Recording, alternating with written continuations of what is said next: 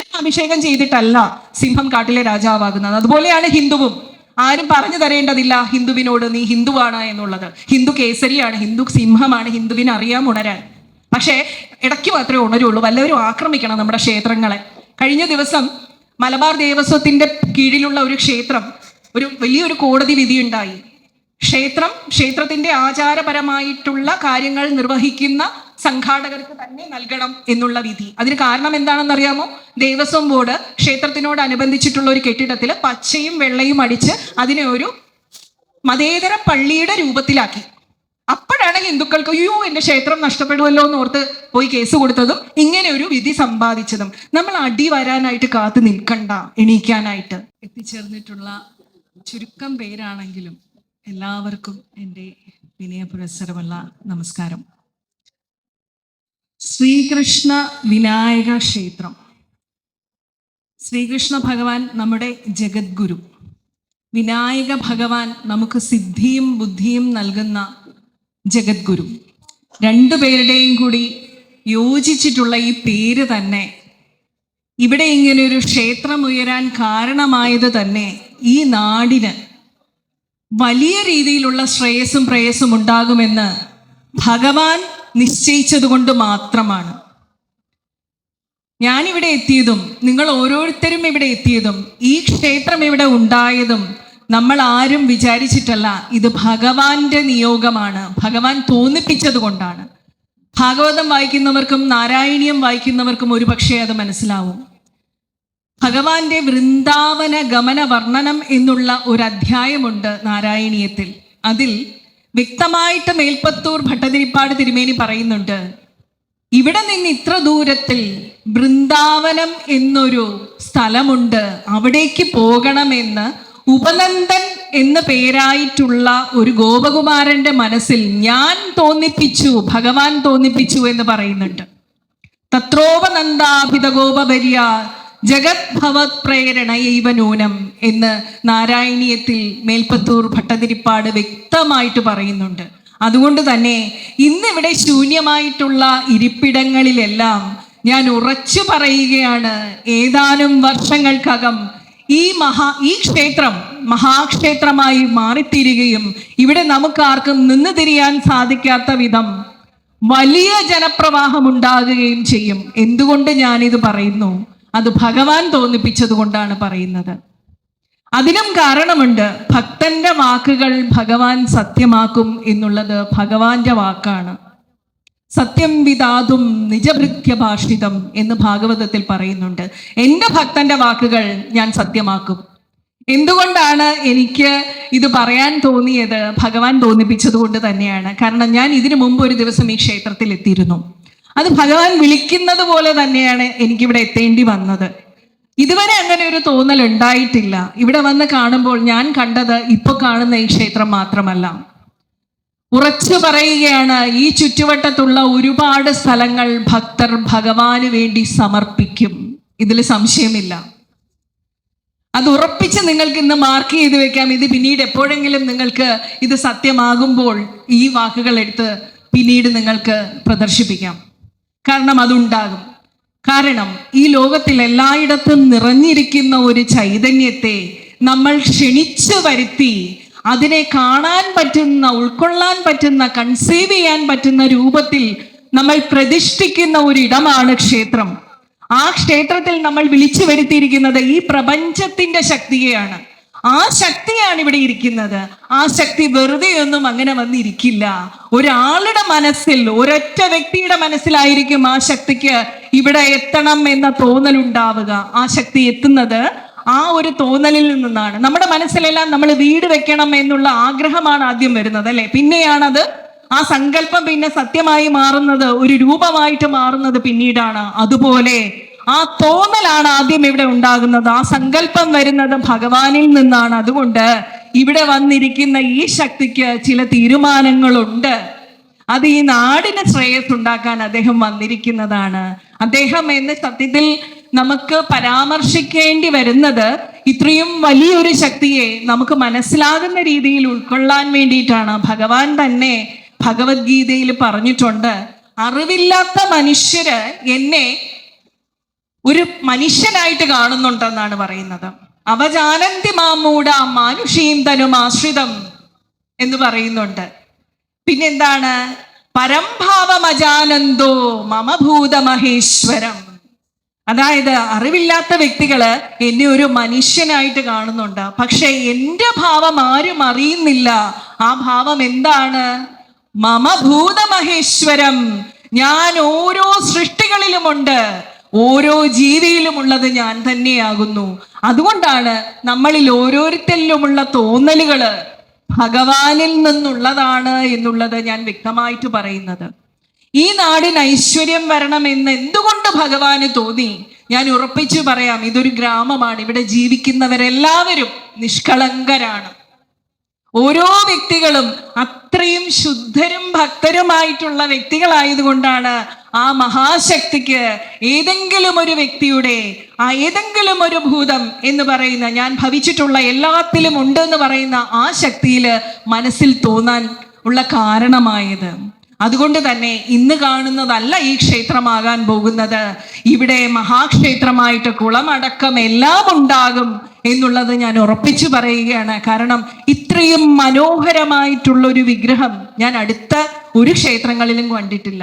ആ ക്ഷേത്ര വിഗ്രഹത്തിന് ഒരു പ്രത്യേകത ഉണ്ടായിരുന്നു. അതിന് മുമ്പിൽ നിൽക്കുമ്പോൾ നമ്മൾ സാധാരണ പ്രയോഗിക്കാറുള്ള അഴകളവുകൾ എന്നൊക്കെ പറയാറുണ്ട് സ്ത്രീകളെ കുറിച്ചിട്ടൊക്കെ. ഇവിടെ വന്നപ്പോൾ വിഗ്രഹത്തിന്റെ അഴകളവ് കണ്ടിട്ട് ഞാൻ സത്യത്തിൽ അന്തം വിട്ടു നിന്നുപോയി കുറച്ചു നേരത്തേക്ക്. എന്താണെന്നറിയില്ല, അതിന് അവിടെ നിൽക്കുമ്പോൾ ഗുരുവായൂരപ്പ നീ തന്നെയാണല്ലേ ഇതെന്ന് തോന്നിപ്പോയി. എവിടെയോ ഇരിക്കുന്ന ഗുരുവായൂരപ്പനെ ഇങ്ങോട്ട് കൊണ്ടുവരാൻ ആർക്കോ തോന്നിപ്പിച്ചതുപോലെയാണ്. എവിടെയോ ഇരിക്കുകയല്ല, എല്ലായിടത്തും നിറഞ്ഞിരിക്കുന്ന ഗുരുവായൂരപ്പനെ തന്നെ ഈ ക്ഷേത്രത്തിലേക്ക് കൊണ്ടുവരണമെന്ന് ആർക്കോ തോന്നിയത് കൊണ്ടാണ് ഭഗവാൻ ഇവിടെ വന്നത്. എനിക്ക് എല്ലാ പ്രിയപ്പെട്ടവരോടും പറയാനുള്ളത്, നമ്മുടെ ത്രിസന്ധ്യകൾ മഹാലക്ഷ്മി വീട്ടിലെത്തുന്ന സമയമായിട്ടാണ് നമ്മൾ എല്ലാവരും വിശ്വസിക്കുന്നത്, അല്ലേ? നമ്മൾ അങ്ങനെയാണ് കരുതിയിട്ട് വിളക്ക് കൊളുത്തി ആ വീട്ടിലേക്ക് മഹാലക്ഷ്മി വരണം എന്ന് ആഗ്രഹിക്കുന്നത്. ഇവിടെ കുറച്ചു മുമ്പ് മഹത് വ്യക്തികളായിട്ടുള്ള നമ്മുടെ നാരി ശക്തികൾ വന്നിരുന്നിട്ട് വേദം മുഴുവനുമാണ് പാരായണം ചെയ്തത്, അല്ലേ? അതിന്റെ ശക്തി നമുക്കറിയാം. ഈ ക്ഷേത്രത്തിന് എത്രത്തോളം ശക്തി കിട്ടും, മനുഷ്യർക്ക് എത്രത്തോളം ശക്തി കിട്ടും. ഭക്തി സൂക്തവും പുരുഷ സൂക്തവും അടക്കം അവർ പാരായണം ചെയ്തു. നമ്മുടെ ജീവിതത്തിലെ സമ്പൽ സമൃദ്ധിയും സർവ്വ സൗഭാഗ്യങ്ങളും തടസ്സങ്ങൾ നീക്കാനുമാണ് നമ്മൾ ഭാഗ്യസൂക്തമൊക്കെ പാരായണം ചെയ്യുന്നത്, അല്ലേ? ഇതേ ശക്തി, ഈ ശബ്ദത്തിന് ഇത്രയും ശക്തി ഉണ്ടെങ്കിൽ നമ്മുടെ വീടുകളിൽ ത്രിസന്ധിക്ക് സീരിയലുകളിൽ അപശബ്ദം കേൾക്കുമ്പോൾ അവിടെ എന്തുമാത്രം ദുശക്തി ഉണ്ടാകും എന്ന് നിങ്ങൾ ഓരോരുത്തരും ചിന്തിക്കണം എന്ന് ഞാൻ അഭ്യർത്ഥിക്കുകയാണ്. അതുകൊണ്ട് തന്നെ വൈകുന്നേരം 5 മുതൽ 7 വരെയുള്ള സമയം സനാതന സമയമായിട്ട് സനാതന ധർമ്മത്തിനു വേണ്ടി ഈ ഗ്രാമത്തിലുള്ളവർ മാറ്റിവെക്കണമെന്നും, നമ്മൾ ക്ഷണിച്ചു വരുത്തിയ പ്രപഞ്ചശക്തിയെ കാണാൻ ആ സമയത്ത് ഈ ക്ഷേത്രത്തിൽ നിങ്ങൾ എത്തുകയാണെങ്കിൽ ഞാൻ നേരത്തെ പറഞ്ഞ സകല സൗഭാഗ്യങ്ങളും ഈ നാടിനും ഈ നാട്ടിലുള്ളവർക്കും ഉണ്ടാകും, സംശയമില്ല. കാരണം നമ്മുടെ സമ്പദ് വ്യവസ്ഥയെ പിടിച്ചു നിർത്തുന്നതിൽ ഏറ്റവും അധികം പങ്ക് വഹിക്കുന്നത് ടെമ്പിൾ ഇക്കോണമിയാണ്. അതായത് ക്ഷേത്രങ്ങളിൽ വന്നു ചേരുന്ന വരുമാനം ഏകദേശം എസ്റ്റിമേറ്റഡ് എമൗണ്ട് പറയുന്നത് 70 ബില്യൺ രൂപയാണ് പറയുന്നത്. അപ്പോൾ ഈ നാട്ടിൽ ഒരു ക്ഷേത്രമുണ്ടെങ്കിൽ ഈ ക്ഷേത്രവുമായിട്ട് ബന്ധപ്പെട്ട് ഏത് ജാതി മതസ്ഥരോ ആയിക്കോട്ടെ അവർക്ക് എല്ലാവർക്കും ഇവിടെ വന്ന് തൊഴാനുള്ള അവസരം നമ്മൾ ഉണ്ടാക്കണം. കാരണം ഇന്ന് വേറൊരു വിശ്വാസത്തിലോട്ട് മാറിയെങ്കിലും അവരെല്ലാം നമ്മുടെ കുടുംബക്കാർ തന്നെയാണ്. ഞാനിപ്പോൾ ഏതെങ്കിലും ഒരു വീട്ടിലോട്ട് മാറി താമസിച്ചിട്ട് ഞാൻ മറ്റൊരു പ്രിൻസിപ്പിൾ അല്ലെങ്കിൽ ഒരു തത്വശാസ്ത്രവുമായിട്ട് ഞാൻ ഇടതനാണ് വലതനാണ് എന്ന് പറഞ്ഞ് മാറി നിന്നാലും എൻ്റെ കുടുംബം മാറുന്നില്ല. മാറുന്നുണ്ടോ? ഇല്ല. അതുപോലെ ഒരു അച്ഛനും അമ്മയ്ക്കും പിറന്ന ഒരേ സംസ്കാരത്തിൽ പിറന്ന ഹൈന്ദവ DNA, ഹൈന്ദവ ജനിതകമുള്ളവരാണ് ഈ ഭാരതത്തിലുള്ള ഓരോരുത്തരും. ഉത്തരം യത് സമുദ്രസ്യ ഹിമാദ്രൈശ്ചൈവ ദക്ഷിണം തം വർഷം ഭാരതം നാമ ഭാരതി എത്ര സന്തതി എന്നാണ് പറഞ്ഞിരിക്കുന്നത്. സമുദ്രത്തിന് തെക്കും ഹിമാലയത്തിന് തെക്കുമായിട്ട് കിടക്കുന്ന ഈ ഭൂപ്രദേശത്തെ ഭാരതം എന്നാണ് വിളിക്കുന്നത്. ആ ഭാരതത്തിൽ ജീവിക്കുന്നത് ഭരതന്റെ പിൻഗാമികളാണ്. അതുകൊണ്ട് ആരുടെയും DNA, ആരുടെയും ജനിതകം ഇവിടുന്ന് മാറുന്നില്ല. അവരെല്ലാം നമ്മുടെ തന്നെ അംശങ്ങളാണ്, നമ്മുടെ തന്നെ സഹോദരങ്ങളാണ്. മുൻപ് ഹിന്ദുവായിരുന്നവരും ഇന്ന് ഹിന്ദുവായിരിക്കുന്നവരും മാത്രമേ ഇവിടെ ഉള്ളൂ, അല്ലാതെ മറ്റാരും പുതുതായിട്ട് ഇവിടെ വന്നിട്ടില്ല. അതുകൊണ്ട് തന്നെ അവർക്ക് എല്ലാവർക്കും ഈ ക്ഷേത്രത്തിലേക്ക് കുളിച്ച് ആചാരപ്രകാരം വിശ്വാസങ്ങൾ പാലിച്ചുകൊണ്ട് വരാനുള്ള സാഹചര്യം ഈ ക്ഷേത്രത്തിൻ്റെ ട്രസ്റ്റ് മെമ്പേഴ്സ് ആയിട്ടുള്ളവർ എല്ലാ ഭാരവാഹികളും ശ്രമിക്കണം എന്ന് അഭ്യർത്ഥിക്കുകയാണ്. കാരണം അവരന്യരായിട്ട് അവർക്ക് തോന്നാൻ പാടില്ല. ഈ ക്ഷേത്രം, ഇവിടെ ഇരിക്കുന്ന ഈശ്വരൻ ഇവിടെ എല്ലാവരെയും അനുഗ്രഹിക്കാൻ വന്നിട്ടുള്ളതാണ്. നമ്മുടെ ക്ഷേത്രങ്ങളിൽ ഇരിക്കുന്ന ദേവതകൾക്കൊരു പ്രാധാന്യമുണ്ട്, പ്രത്യേകതയുണ്ട്. അവര് ഇന്ന വിശ്വാസികളെ മാത്രം അനുഗ്രഹിക്കൂ എന്ന് പറയാറില്ല. എല്ലാവർക്കും വാരിക്കോരി അനുഗ്രഹം കൊടുക്കും. എന്നെ വിശ്വസിച്ചാൽ മാത്രമേ അനുഗ്രഹിക്കൂ എന്ന് പറയുന്ന ഒരൊറ്റ ദേവതകൾ പോലും നമുക്കില്ല. അതല്ലേ യഥാർത്ഥ മതേതരത്വം എന്ന് പറയുന്നത്. അതുകൊണ്ട് ക്ഷേത്രങ്ങളാണ് ഏറ്റവും വലിയ മതേതര സ്ഥാനങ്ങൾ എന്നുള്ളത് നമ്മൾ മനസ്സിലാക്കിക്കൊണ്ട് എങ്ങനെയാണ് ടെമ്പിൾ എക്കോണമി കൊണ്ട് നമുക്ക് ഈ നാടിനെ നന്നാക്കാൻ സാധിക്കുക എന്നുള്ളത് ഓരോരുത്തരും ചിന്തിക്കണം എന്നുള്ളതാണ് എനിക്ക് നിങ്ങളോടൊന്ന് പറയാനുള്ളത്. ഈ ത്രിസന്ധ്യ നേരത്തെ 2 മണിക്കൂർ 5 തൊട്ട് 7 വരെയുള്ള സമയം നിങ്ങൾ ഓരോരുത്തരും ഈ ക്ഷേത്രത്തിലെത്തി ഈ ക്ഷേത്രത്തിന് വേണ്ടിയിട്ടുള്ള കാര്യങ്ങൾ നിങ്ങൾ ചെയ്തു നോക്കൂ. നമ്മുടെ ജീവിതം നമ്മൾ നോക്കി നിൽക്കുമ്പോൾ മാറും. നമ്മുടെ ആഗ്രഹങ്ങളെല്ലാം ആ ഭഗവാൻ നമ്മളൊന്നും പറയാതെ തന്നെ നടത്തിത്തരും. എങ്ങനെയാണ്? നമ്മുടെ വീട്ടിൽ സ്ഥിരമായിട്ടൊരു വ്യക്തി എത്തിക്കഴിഞ്ഞാൽ, ഭിക്ഷക്കാരനാണെങ്കിൽ പോലും നമുക്ക് അവരോടൊരു പ്രത്യേക മമത ഉണ്ടാവാറുണ്ടല്ലേ? അതാണ് ബന്ധം അല്ലേ? ഒരു പേഴ്സണൽ ബന്ധം, വ്യക്തിബന്ധം എന്ന് പറയുന്ന പോലെ ഈ ക്ഷേത്രത്തിൽ എന്നും നമ്മൾ അഭയാർത്ഥികളായിട്ടോ ആർത്തന്മാരായിട്ടോ ഭക്തന്മാരായിട്ടോ ഒക്കെ എത്താം. നമ്മുടെ മാതാപിതാക്കളോട് പറയുന്നത് പോലെ നമ്മുടെ എന്താ വിഷമം ഉള്ളതെന്ന് വെച്ചാൽ വന്ന് ഭഗവാനോട് പറയാം. എന്നിട്ട് അല്പനേരം ഈ ക്ഷേത്രത്തിൻ്റെ സേവനത്തിന് വേണ്ടി നിങ്ങൾ ഓരോരുത്തരും നിയോഗിക്കണം. അത് എൻ്റെ ഒരു അഭ്യർത്ഥനയാണ്. കാരണം ഈ മഹാക്ഷേത്രമായി വരുമ്പോൾ നിങ്ങൾ ഓരോരുത്തരുമാണ് ആ ഭഗവാന് ശക്തി കൊടുക്കുന്നവരായിട്ട് മാറുന്നത്. അർച്ചകസ്യ പ്രഭാവേന ശിലാഭവതി ശങ്കര എന്നാണ്. എങ്ങനെയാണ് ഒരു ക്ഷേത്രം ശക്തി പ്രാപിക്കുക? അവിടെ എത്തുന്ന ജനങ്ങളുടെ അർച്ചന കൊണ്ടാണ്, അല്ലേ? അല്ലാതെ ആ ഭഗവാൻ എവിടുന്നാണ് ഈ ശക്തി വരുന്നത്? നമ്മുടെ അർച്ചനകളാണ് ഭഗവാന് ശക്തി ഉണ്ടാക്കേണ്ടത്. അപ്പോൾ ആ ഭഗവാനെ ഇവിടെ ഇരുത്തിയിട്ട് ഇവിടെ എത്താതിരിക്കുന്നവർക്ക് എങ്ങനെയാണ് ഈ ക്ഷേത്രത്തിൽ നിന്ന് തിരിച്ചങ്ങോട്ട് എന്തെങ്കിലും ഒരു ഫലം ലഭിക്കുക? അതുകൊണ്ട് നമ്മുടെ നാടിലേക്ക് എത്തിയ ബാലരാമപുരം, അല്ലേ? നമുക്കറിയാം, റോയലാണ്, രാജാക്കന്മാർക്ക് നെയ്ത്ത് നടത്തിയിരുന്ന ഒരു കേന്ദ്രമാണ്. അത്രയും ബഹുമാനപൂർവം രാജകലയോട് കൂടിയിട്ടുള്ള ഒരു ഗ്രാമമാണിത്. ഇവിടെയുള്ളവർ ആ പാരമ്പര്യത്തിൽ നിന്ന് മാറാതെ ഈ ക്ഷേത്രവുമായി ബന്ധപ്പെട്ട് പ്രവർത്തിക്കുമ്പോൾ ഈ ക്ഷേത്രത്തിനെ ഞാൻ കഴിഞ്ഞ പ്രാവശ്യം ഇവിടെ വന്നപ്പോൾ എനിക്ക് ഒരു കഷ്ണം ചക്കയാണ് കിട്ടി. ഇവിടെ ഒരു ഭക്ത കൊണ്ട് സമർപ്പിച്ചു എന്ന് പറഞ്ഞ് ഭഗവാന്റെ മുമ്പിൽ നമ്മുടെ ഫലങ്ങൾ നമുക്ക് എന്താണോ ഉള്ളത്, ഇവിടെ ഇപ്പൊ റബ്ബറുകൾ കാണുന്നുണ്ട്, അപ്പൊ ആ റബ്ബറിന്റെ പാല് പോലും അതാണ് നമുക്കുള്ളതെങ്കിൽ ഒരു ചിരട്ട അതെങ്കിലും കൊണ്ട് സമർപ്പിച്ചാൽ ആ ഭഗവാൻ നമ്മളെ അനുഗ്രഹിക്കും. നമുക്കറിയാം, പത്മനാഭസ്വാമി ക്ഷേത്രത്തിൽ ആദ്യത്തെ നിവേദ്യം ചിരട്ടയിൽ വെച്ചിരിക്കുന്ന മാങ്ങയാണ്, അല്ലേ? എന്തുകൊണ്ടാണ്? ഭക്തൻ എന്താണോ സങ്കല്പിച്ച് നൽകുന്നത് അത് ഭഗവാന് പൂർണ്ണ സ്വീകാര്യമാണ്.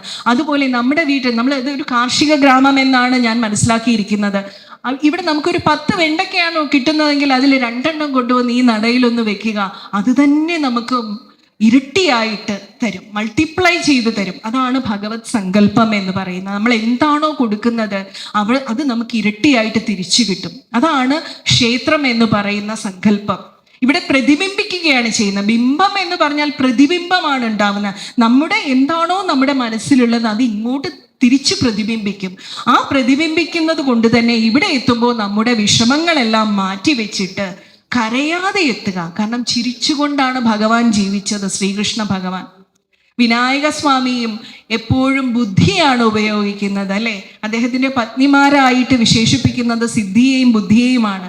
അതുകൊണ്ട് നമ്മൾ അവിടെയും സിദ്ധിയും ബുദ്ധിയും നമുക്ക് കൈവരണമെങ്കിൽ ആ ഭഗവാന്റെ മുമ്പിൽ ചെന്നിട്ട് എനിക്ക് തരൂ എന്ന് പറയണം. ദുഃഖങ്ങളെല്ലാം മാറ്റി വെച്ചുകൊണ്ട് ആ ദുഃഖങ്ങൾ കരയാതെ വന്ന് പറയണം. കാരണം ഓർക്കുക, പ്രതിബിംബിക്കും. ദുഃഖം പ്രതിബിംബിപ്പിക്കരുത് നമ്മൾ തിരിച്ചിങ്ങോട്ട്. നമ്മൾ സന്തോഷം, നമ്മുടെ ജീവിതത്തിൽ എണ്ണിയാൽ ഒടുങ്ങാത്ത സന്തോഷങ്ങളുണ്ട്, നമുക്ക് ദുഃഖങ്ങളും ഉണ്ടാവും. പക്ഷെ ദുഃഖം മാത്രമേ നമ്മൾ ഓർത്തിരിക്കാറുള്ളൂ എന്നുള്ളത് കൊണ്ടാണ് ഈ സന്തോഷങ്ങൾ നമ്മൾ ഓർത്തെടുക്കാത്തത്. അതേസമയം ഭഗവാന്റെ ഒരു സ്വരൂപം എന്താണ്? സന്തോഷം മാത്രം ഓർക്കുന്നതാണ് ഭഗവാൻ, അല്ലേ? നമ്മളെപ്പോഴും സച്ചിത്ത് ആനന്ദം, എപ്പോഴും ആനന്ദ സ്വരൂപനാണ് ഭഗവാൻ നമ്മുടെ ജീവിതത്തിലുണ്ട്. ഇവിടെ വരുമ്പോൾ നിങ്ങൾ പ്രതിബിംബിപ്പിക്കേണ്ടത് ഭഗവാനെ നീ എനിക്ക് ഇത്ര അനുഗ്രഹങ്ങൾ തന്നു, ഇതെല്ലാം ഞാൻ എണ്ണി എണ്ണി നിന്നോട് പറയാണ്. എനിക്ക് ചില പ്രശ്നങ്ങളുണ്ട് ജീവിതത്തിൽ, അതൊന്ന് മാറ്റിത്തരണേ എന്ന് കരയാതെ വന്ന് പറയുക. ഒരിക്കലും ഭഗവാന്റെ മുമ്പിൽ ഭക്തിയിൽ നിന്ന് ഉയരുന്ന കണ്ണുനീരല്ലാതെ ദുഃഖത്തിൽ നിന്ന് ഉയരുന്ന കണ്ണുനീര് വരാൻ പാടില്ല. കാരണം നമ്മൾ തിരിച്ചു പോകുമ്പോൾ ഇതും കൊണ്ടാണ് പോണേ. ഇപ്പൊ നമ്മുടെയൊക്കെ വീടുകളിൽ ഇതാണ് സംഭവിക്കുന്നത്. കാരണം വൈകുന്നേരങ്ങളിൽ ഇതുപോലെ വേദമന്ത്രങ്ങൾ കേൾക്കേണ്ട സമയത്ത് നമ്മൾ കേൾക്കുന്നത് മരുമകളെ അങ്ങനെ ചെയ്യണം, ഇങ്ങനെ ചെയ്യണം, ഉടിലകളായിട്ടുള്ള സ്ത്രീകളെയാണ് നമ്മുടെ മുമ്പിൽ ചിത്രീകരിപ്പിക്കുന്നത്.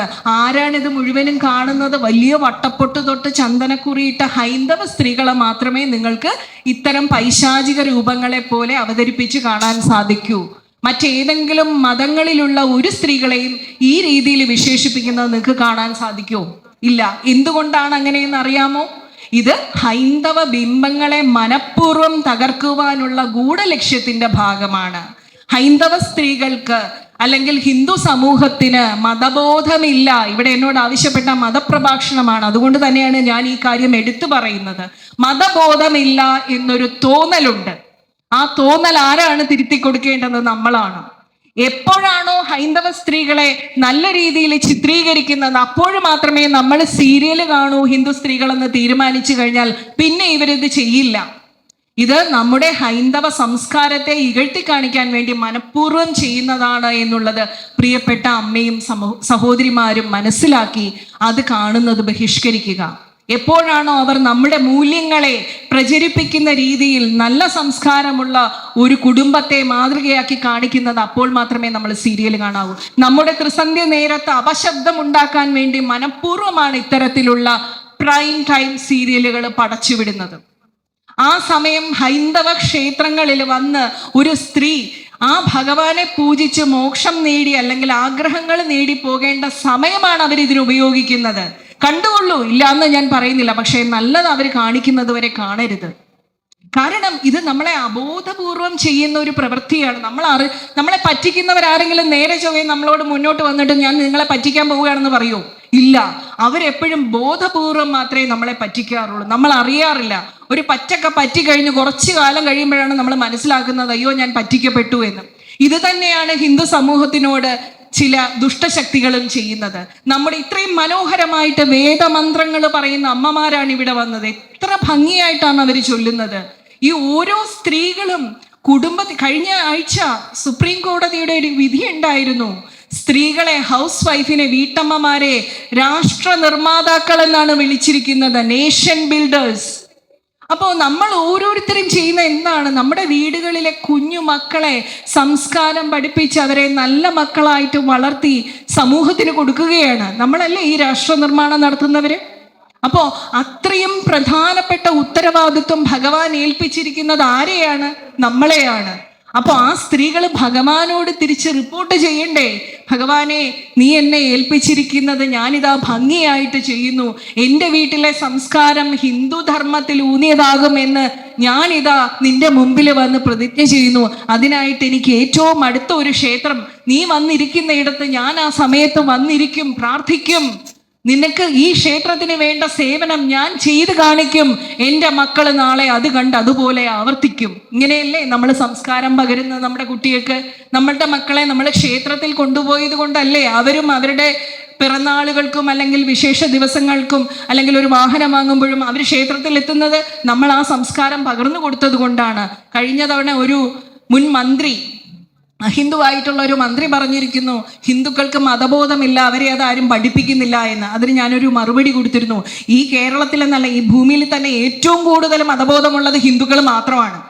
കാരണം ജനിച്ച് വീഴുമ്പം മുതൽ നമ്മൾ എത്ര ആചാരങ്ങളാണ്, ഷോഡശ കർമ്മങ്ങൾ. നമ്മൾ മരിച്ച അവസാനം സംസ്കാരം ഇല്ലാത്ത ഒരാളെ തിരിച്ചയക്കുമ്പോൾ സംസ്കരിച്ചിട്ടാണ് അയക്കുന്നത്. അപ്പോഴും മന്ത്രം പറഞ്ഞു കൊടുക്കുകയാണ്. അപ്പോഴും സകല മന്ത്രങ്ങളും പറഞ്ഞാണ് അദ്ദേഹം കേട്ടിട്ടില്ലെങ്കിൽ പോലും അത് ആ അബോധ മനസ്സിൽ അല്ലെങ്കിൽ ഏതെങ്കിലും ഒരു കോശത്തിൽ എത്തും എന്ന സങ്കല്പത്തിൽ നമ്മൾ സംസ്കരിപ്പിച്ചിട്ടാണ് അയക്കുന്നത്. എത്ര ചടങ്ങുകളാണുള്ളത്. അവിടെയും നമ്മൾ ഈശ്വര സങ്കല്പം, ആ മരിച്ചുപോയ ആത്മാവിനെ പോലും പറയിപ്പിച്ചിട്ടാണ് വിടുന്നത്. ഈ ഷോഡശ സംസ്കാരങ്ങളിൽ ജീവിക്കുന്ന ഹിന്ദുവിനേക്കാളും വലിയ മതബോധം മറ്റാർക്കുമില്ല. അത് നമ്മൾ ആദ്യം മനസ്സിലാക്കണം. അപ്പോൾ മാത്രമേ നമുക്ക് ആത്മാഭിമാനം ഉണ്ടാവുകയുള്ളൂ. നമ്മൾ മറ്റുള്ളവരെക്കാളും ഉയർന്നതാണ്. മറ്റുള്ളവർ ഒരു ദിവസമാണ് അവരുടെ മതസ്ഥാപനങ്ങളിലോ അല്ലെങ്കിൽ ആരാധനാലയങ്ങളിലോ പോകുന്നതെങ്കിൽ നമുക്ക് എപ്പോൾ വേണമെങ്കിലും നമ്മൾ ക്ഷേത്രത്തിൽ പോകാറുണ്ട്. എല്ലാ ജാതി വിഭാഗങ്ങളും എല്ലാ ക്ഷേത്രങ്ങളിലും പോകാറുണ്ട്. നമുക്ക് എത്രയോ കാലങ്ങൾക്ക് മുമ്പേ ഒന്നാകാനുള്ള ആഹ്വാനം നമ്മൾ ഏറ്റെടുത്ത് ഹിന്ദുവായി മാറിക്കഴിഞ്ഞു. അതുകൊണ്ട് രാഷ്ട്രീയത്തിൻ്റെ പേരിൽ ഒരിക്കലും ഒരു ഹിന്ദുവും ഒരു ക്ഷേത്രത്തിൽ നിന്നും മാറി നിൽക്കരുത്. കാരണം നമ്മൾ ഇന്ന് പൂജിക്കുന്ന ദേവതാ സങ്കല്പങ്ങളല്ല, സങ്കല്പം എന്ന് പറയുമ്പോൾ വിചാരിക്കും വല്ല ഭാവനയാണോ? അല്ല, നന്നായി കൽപ്പിക്കപ്പെട്ടിട്ടുള്ളത് എന്നാണ് സങ്കല്പത്തിൻ്റെ അർത്ഥം. ആ ദേവതാ സങ്കല്പങ്ങളെല്ലാം തന്നെ രാഷ്ട്രീയക്കാരായിരുന്നു. ആരാണ് രാഷ്ട്രീയക്കാരല്ലാതെ ഉള്ളത്? ശ്രീകൃഷ്ണ ഭഗവാൻ ദ്വാരക ഭരിച്ച രാജാവായിരുന്നു, അല്ലേ? ശ്രീരാമ ഭഗവാൻ നമ്മൾ ഇന്ന് കാണുന്ന വികസിത് ഭാരതം എന്ന് പറയുന്ന സങ്കല്പമുണ്ടായ രാമരാജ്യം എന്ന സങ്കല്പം ഉണ്ടാക്കിയ രാഷ്ട്രീയക്കാരനായിരുന്നു, അല്ലെ? എല്ലാവരും തന്നെ ഭരണത്തിലിരുന്നവർ ക്ഷത്രിയരായിരുന്നു, രാജധർമ്മം നിറവേറ്റിയിരുന്നവരായിരുന്നു. അതുകൊണ്ട് തന്നെ ഓരോ ഹിന്ദുവും രാഷ്ട്രീയ ഹിന്ദുവായി മാറേണ്ട ഒരു സാഹചര്യത്തിലാണ് നമ്മൾ കടന്നു പോകുന്നത്. ഇല്ലെങ്കിൽ എന്ത് സംഭവിക്കും? നമുക്ക് രാഷ്ട്രീയം ഇല്ലെങ്കിൽ നമുക്ക് ഒരുമിച്ച് നിൽക്കാൻ സാധിക്കില്ല.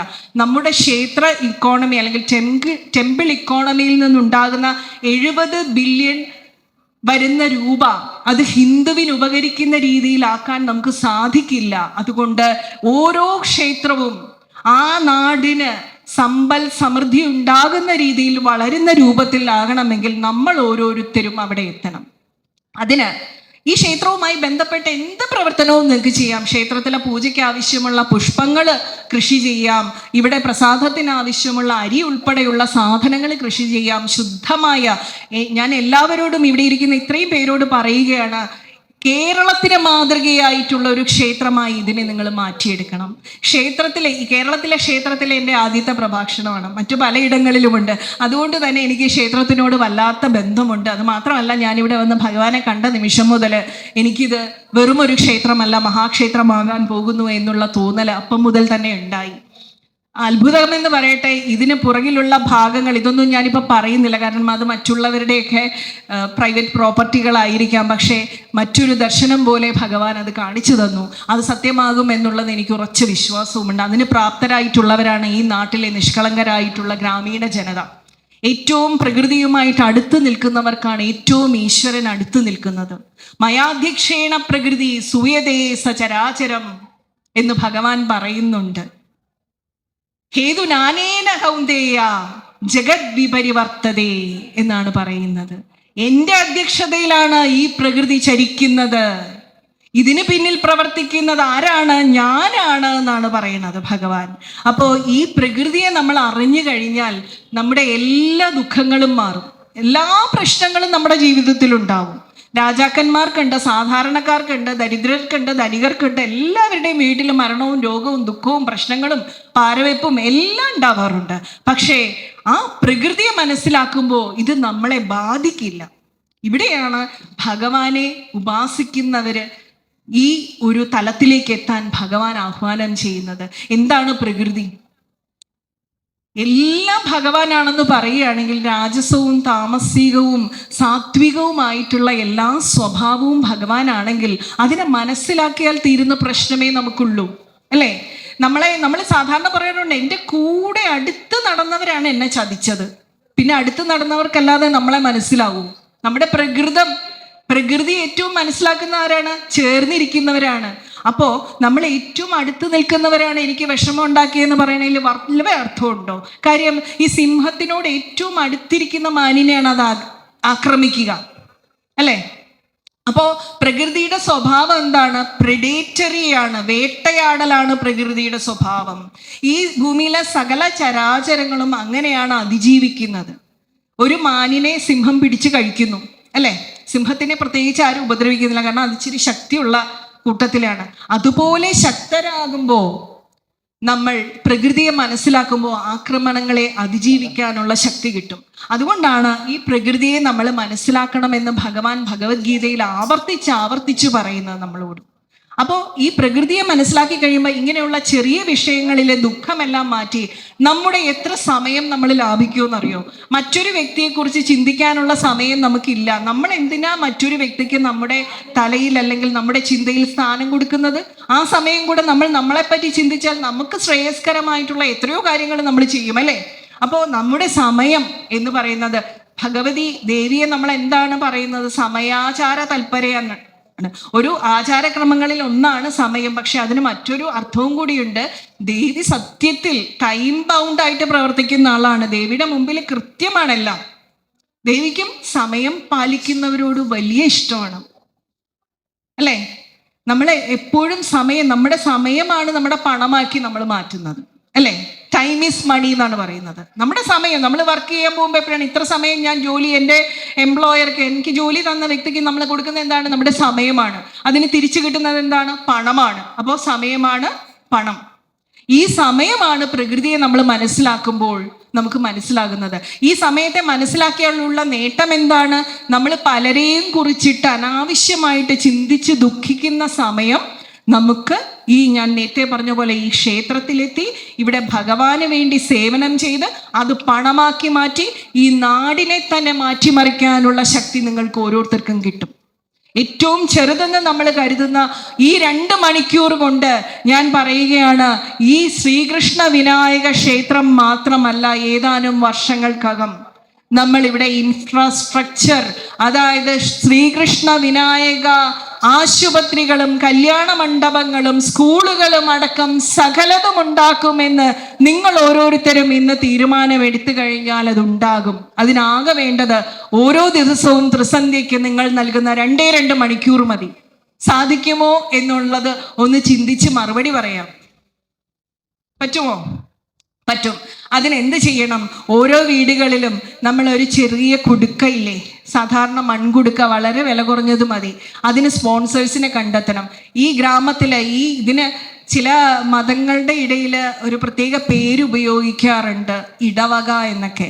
അതുപോലെ ഇത് ശ്രീകൃഷ്ണ വിനായക വക ഗ്രാമമാക്കി നമ്മൾ മാറ്റും. എന്നിട്ട് ഇവിടെ ഓരോ വീടുകളിലും ഓരോ കുടുക്ക കൊണ്ട് കൊടുക്കും. അതിൽ ഒരു ദിവസം 1 രൂപ ഇടിയിപ്പിക്കും. അത് ഭഗവാനെ സങ്കല്പിച്ച് അവർ തന്നെ ഓരോ മാസവും വ്യാഴാഴ്ച ദിവസം ഇവിടെ കൊണ്ട് സമർപ്പിക്കണം. അതാണ് നമ്മളുടെ ടെമ്പിൾ ഇക്കോണമിയുടെ അടിസ്ഥാനമായിട്ടുള്ള വളർച്ചയ്ക്ക് ആവശ്യം. സമയമുള്ളവരുടെ സമയം, പണമുള്ളവരുടെ പണം, അതുപോലെ സാമൂഹിക ബന്ധങ്ങളുള്ളവരുടെ സാമൂഹിക ശക്തി, മാനസിക ശക്തിയുള്ളവരുടെ മാനസിക ശക്തി, അറിവുള്ളവരുടെ അറിവ്, ഇതോരോന്നും നമ്മൾ കണ്ടെത്തി ഇവിടെ വിനിയോഗിക്കണം. വിനായക സ്വാമിക്ക് ഏറ്റവും ആവശ്യം അതാണ്.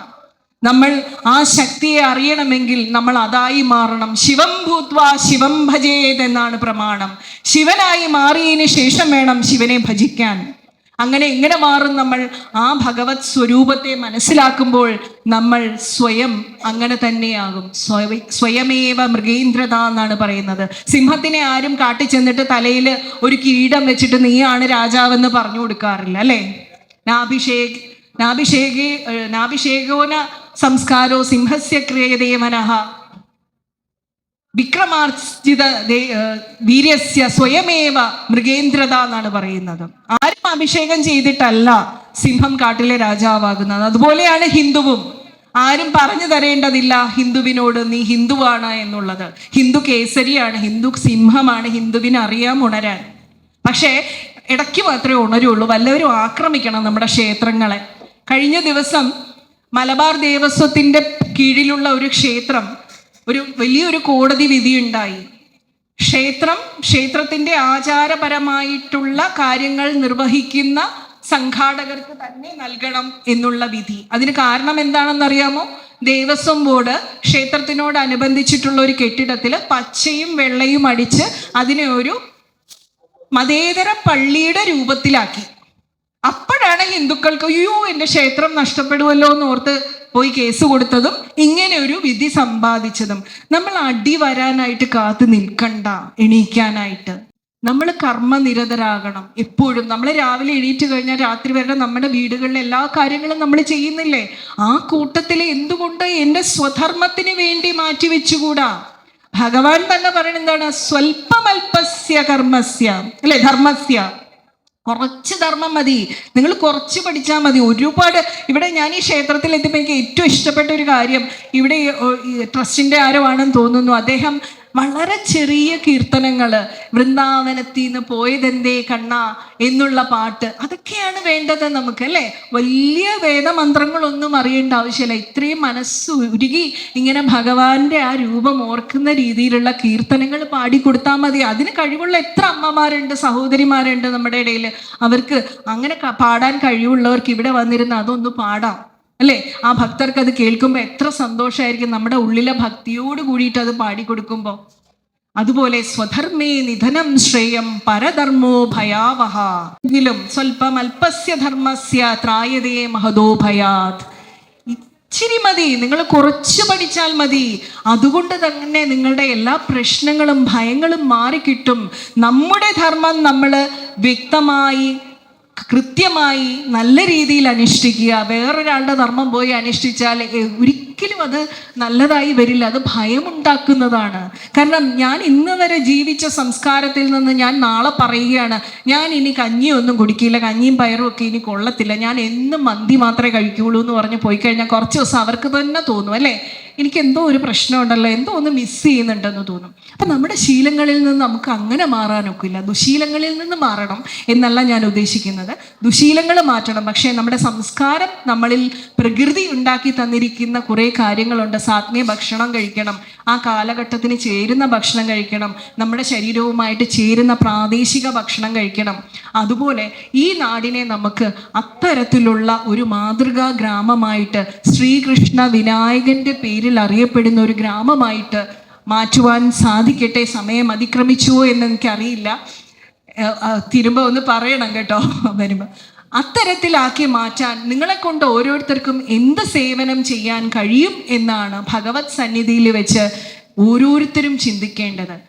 എല്ലാവർക്കും ഒറ്റയ്ക്ക് ചെയ്യാൻ സാധിക്കില്ല, പക്ഷെ ഒരുമിച്ച് ചെയ്യാൻ സാധിക്കും.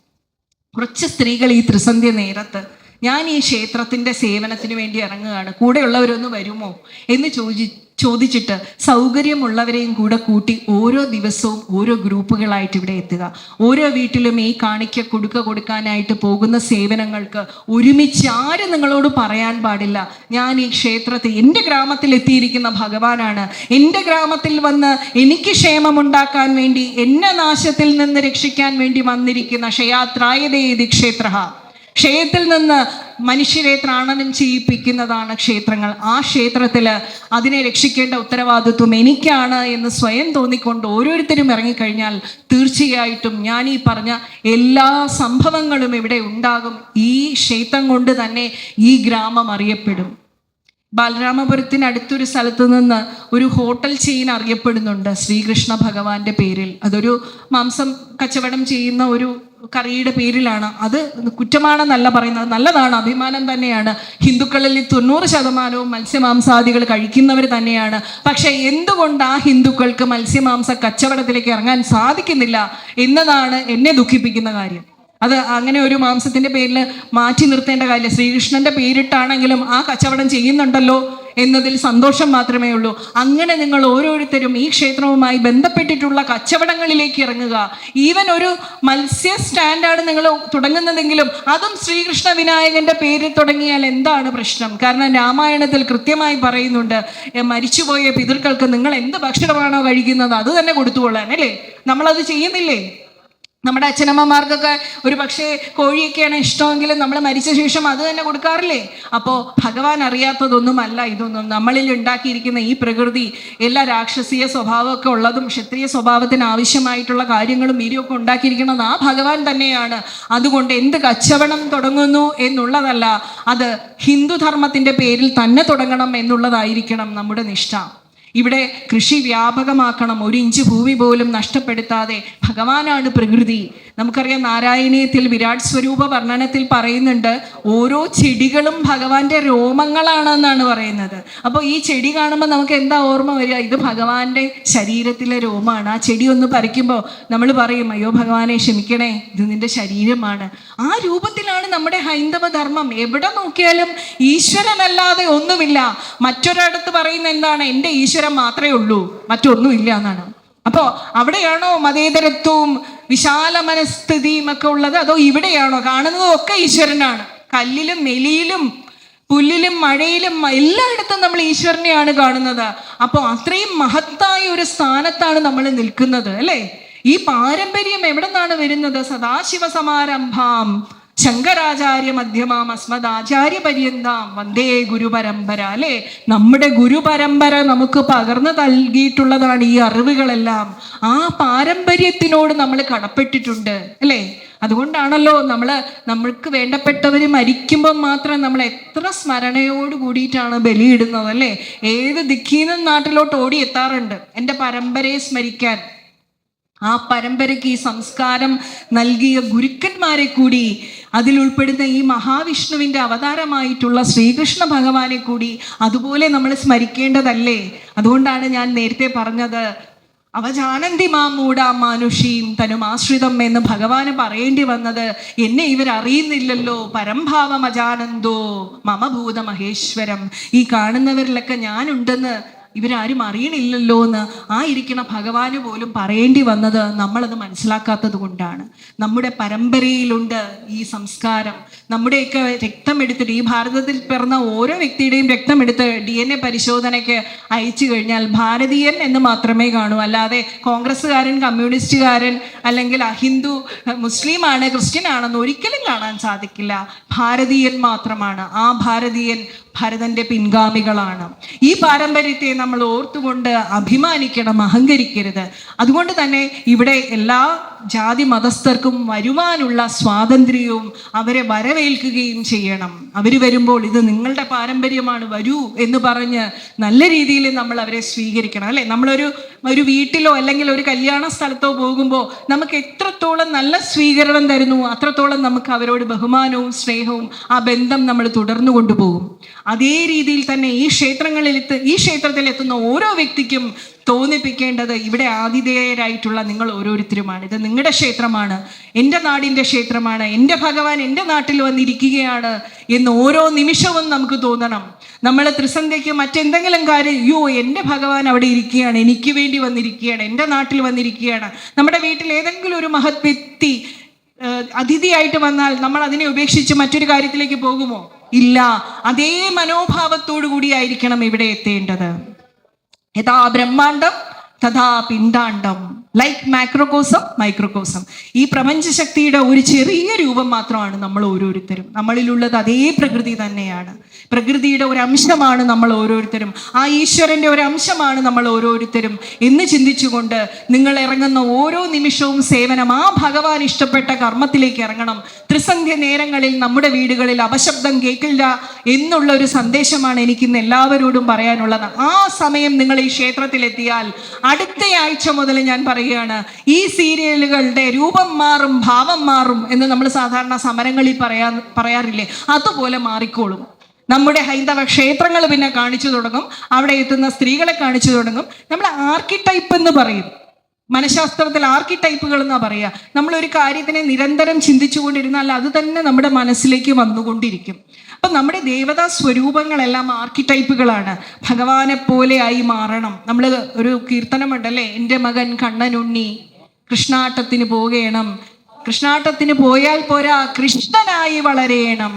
അപ്പൊ അങ്ങനെയാണ് നമ്മൾ വളർത്തുന്നത് കുഞ്ഞുങ്ങളെ. അതുപോലെ ആ ആർക്കിടൈപ്പാണ് ഭഗവാൻ, ഒരു ആർക്കിടൈപ്പാണ്, എങ്ങനെ ജീവിക്കണം എന്ന് കാണിച്ചു തന്ന ഒരു രൂപമാണ്. അതുപോലെ നമ്മൾ സീരിയലുകളിൽ ദിവസവും ഇങ്ങനെയുള്ള സ്ത്രീകളെ കാണുമ്പോൾ വെറുതെ ഇരിക്കുന്ന സ്ത്രീകൾക്ക് പോലും മരുമക്കളെ പോയിട്ട് ഇങ്ങനെ ഒന്ന് പറയാൻ തോന്നും. കാരണം നമ്മുടെ തലയിൽ ഇത് തന്നെയല്ലേ ആവർത്തിക്കുന്നത്. നമ്മൾ മന്ത്രം റിപ്പീറ്റ് ചെയ്യുമ്പോൾ എങ്ങനെയാണ് അത് വരുന്നത്, അതുപോലെ ഈ ഒരു വൃത്തികെട്ട രീതിയിലുള്ള സംസാരം നമ്മളിൽ നിന്ന് വന്നു പോകും. മരുമക്കൾക്കും അത് തന്നെ തോന്നും. അങ്ങനെ നമ്മുടെ കുടുംബങ്ങളിൽ കുറച്ചാണ് സ്വസ്ഥതക്കേടെങ്കിൽ അതിനെ വർദ്ധിപ്പിച്ചു തരും ഇങ്ങനെ നമ്മൾ കാണുന്ന ആർക്കിടൈപ്പുകൾ. അതുകൊണ്ടാണ് ഇത് കാണുന്നത്, അവർ മാറ്റുന്നത് വരെ നമ്മൾ ഈ കാണരുത് എന്നുള്ള ഒരു സന്ദേശം ഞാൻ അറിയിക്കുന്നത്. കാരണം ഇതെല്ലാം നമ്മുടെ കുടുംബങ്ങളിലാണ് വന്നു ചേരുന്നത്.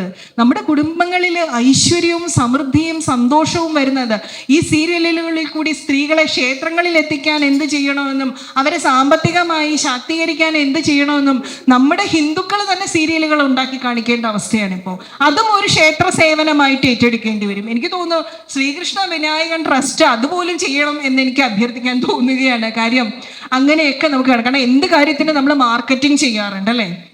അപ്പൊ എന്തുകൊണ്ടാണ് ക്ഷേത്ര മാർക്കറ്റിംഗ് പാടില്ലാത്തത്? നമ്മൾ ചെയ്യുന്നതെല്ലാം മാർക്കറ്റിംഗ് തന്നെയല്ലേ?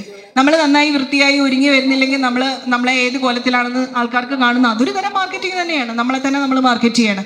അതുപോലെ ഭഗവാൻ ഈ ക്ഷേത്രത്തിനെ മാർക്കറ്റ് ചെയ്യേണ്ട ചുമതല ഈ നാട്ടിലുള്ളവർക്കാണ്, അത് മറ്റുള്ളവർക്കല്ല. നമ്മുടെ കയ്യിലുള്ള എന്ത് കാര്യവും മറ്റുള്ളവരെ അറിയിക്കേണ്ട ചുമതല നമ്മൾക്ക് തന്നെയാണ് അല്ലേ? എനിക്ക് ഇന്നൊരു കഴിവുണ്ട്, എനിക്കൊരു അവസരം തരണമെന്ന് പറഞ്ഞു പോയി അത് അറിയിക്കേണ്ടത് നമ്മൾ തന്നെയാണ്. നമ്മുടെ കഴിവ് നമുക്കേ അറിയാം. അതുപോലെ നിങ്ങൾക്ക് മാത്രമേ അറിയുള്ളൂ ഈ ക്ഷേത്രത്തിൻ്റെ പ്രാധാന്യം. നിങ്ങൾക്ക് മാത്രമേ അറിയാവുള്ളൂ ഈ ക്ഷേത്രം ഉയർന്നു കഴിഞ്ഞാൽ ഈ നാടിനുണ്ടാകുന്ന മഹത്വത്തെക്കുറിച്ച് നിങ്ങൾക്ക് മാത്രമേ മനസ്സിലാവുള്ളൂ. അതുകൊണ്ട് നിങ്ങൾ തന്നെ ആ മാർക്കറ്റിങ്ങും കൂടി ഏറ്റെടുക്കണം എന്ന് അഭ്യർത്ഥിച്ചുകൊണ്ട് അധിക നേരം ഞാൻ നിങ്ങളെ ഇനി കൂടുതൽ ബോറടിപ്പിക്കുന്നില്ല, അവസാനിപ്പിക്കുകയാണ്. ഒരുപാട് സന്തോഷം ക്ഷണിച്ചതിനും. ഇവിടെ എത്തി ഭഗവാന്റെ മുമ്പിൽ എന്തെങ്കിലും തെറ്റുകൾ ഉണ്ടെങ്കിൽ അത് എൻ്റെ മാത്രം, എന്തെങ്കിലും നല്ലത് പറഞ്ഞിട്ടുണ്ടെങ്കിൽ അത് ഭഗവാന് മാത്രം സമർപ്പിച്ചുകൊണ്ട് നന്ദി, നമസ്കാരം, വന്ദേ മാതരം.